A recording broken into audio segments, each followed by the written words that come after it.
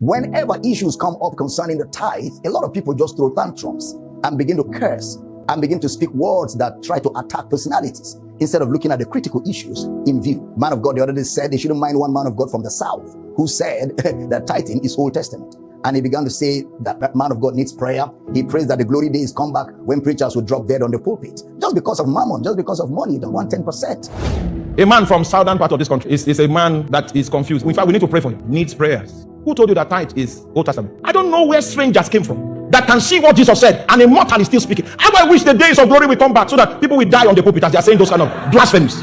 Look at the composition of the kind of hearts that these legalistic preachers carry in them. I mean, a heart where they want people to die on the pulpit in the name of glory. But I've got news for you. The glory of God does not kill. The glory of God brings life. It is the departure of God's glory, which is called Ichabod, that death reigns in. There can be no death in God's presence. There can be no disaster in God's presence. In the presence of God is fullness of joy. But that by the side, let's look into the issues, the core issues. The tithe is the tenth. The word tithe means tenth. So if it is not 10, it is not tithe. And he said that tithing is New Testament, is not Old Testament. But he has to first of all define what is New Testament and what is Old Testament. Because Old Testament is not books and New Testament is not books.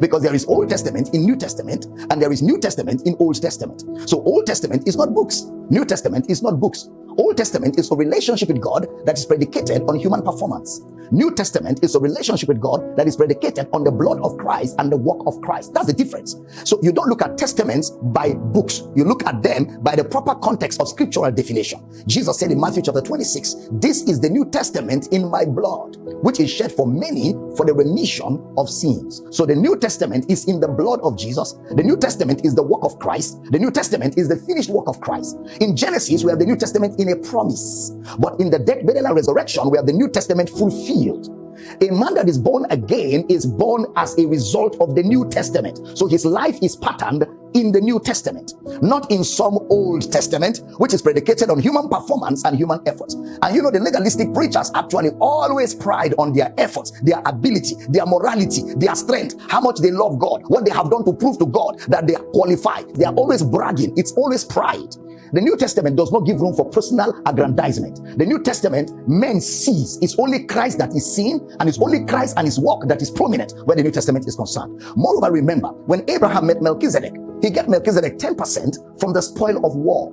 Again, don't forget, nobody asked Abraham to give the 10%. It was Abraham's generosity as at that time, which Moses capitalized on and established the law, where people had to bring the 10% to the Levites. It was to the Levites. But it's important you also know that there are no more Levites today. The Levitical priesthood is gone. No Levite is alive today, which means if the dispensation is gone, that law is also gone. Look at Hebrews chapter 7 verse 14. See the way the writer of Hebrews communicated these thoughts when he was dealing with the reference to that Old Testament dispensation. He says, for it is evident that our law sprang out of Judah, of which tribe Moses spake nothing concerning priesthood. Next verse. And it is yet far more evident, for that after the similitude of Melchizedek, there ariseth another priest. Now he's talking about Jesus because Melchizedek was a type. Jesus is the real deal, who is made not after the law of a carnal commandment, but after the power of an end life. Hebrews 7:13. I want you to see what the writer of Hebrews is communicating in verse 13. For he of whom these things are spoken pertained to another tribe, of which no man gave attendance at the altar. Speaking of Jesus, verse number 12. For the priesthood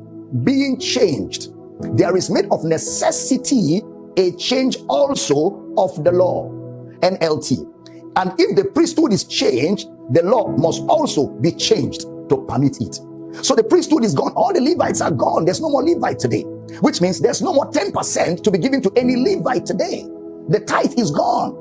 And then that preacher went forward to allude that Matthew chapter 23 verse 23 is talking about Jesus endorsing the tithe. But Matthew 23:23 is not talking about Jesus endorsing the tithe. He says, woe unto you. That's not a kind word. Woe unto you, scribes and Pharisees. He's addressing them because they are the people that carry the tithe. So any preacher carrying tithe on his head is a scribe and a Pharisee. And he called them hypocrites.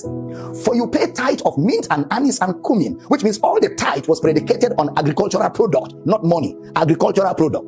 And have omitted the weightier matters of the law, which means the tithe is a lesser matter of the law. A lesser matter of the law. And it says judgment, mercy, faith. These are the weightier matters of the law. And it says this ought ye to have done, and not to leave the order undone. So there was faith under the law, and there is faith in the New Testament. The faith of the law is human effort, or is predicated on believing in the promise of Christ. The faith in the New Testament is the faith of Jesus that goes into the heart of the believer through the preaching of his resurrection. Faith by hearing the message of Christ. He says, for a man is not justified by the works of the law, but by the faith of Jesus Christ. By the faith of Jesus Christ. So even the faith of the law is different from the faith of the New Testament. The faith of the New Testament is predicated on the message of his resurrection, which goes into the heart of a man and enables that man to do what a man cannot do without the enablement of God. Now, if you observe, it's law. Okay, tithe is law. Somebody says, why will Jesus speak about the law? Because in Galatians chapter 4 verse 4, the Bible tells us very clearly, but when the fullness of the time was come, God sent forth his son, made of a woman, made under the law. So because Jesus was made under the law, he spoke concerning the law. He spoke concerning the law because he was in that dispensation. Don't also forget, in Matthew 5:17-20, Jesus said, think not that I am come to destroy the law or the prophets. I am not come to destroy, but to fulfill. What does it mean to fulfill? It means to meet the demands that ordinary men could not meet. So Jesus met the demands that nobody could meet under the law.